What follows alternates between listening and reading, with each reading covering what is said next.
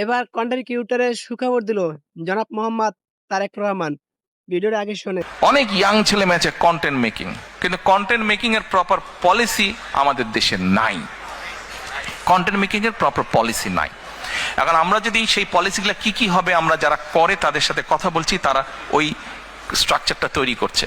At the same time এই কন্টেন্টটা সে হয়তো এখন ছেড়ে দিচ্ছে, যখন অনলাইনে হয়তো $50 পাচ্ছে, সে 20 পাউন্ড সে পাচ্ছে, কিন্তু সেই 20 পাউন্ডটা আবার বিভিন্ন যে ইন্টারন্যাশনাল যেটা ফাইন্যান্স ট্রান্সফারের যে মিডিয়া সেটাও নাই, ফলে সে ডাইরেক্ট পাচ্ছে না। তার হয়তো বন্ধু বান্ধব লন্ডনে আছে, সে তার অ্যাকাউন্টে দিচ্ছে, ওখান থেকে আবার তাকে দেশে দিচ্ছে, এটাই হচ্ছে কিন্তু ফ্যাক্ট।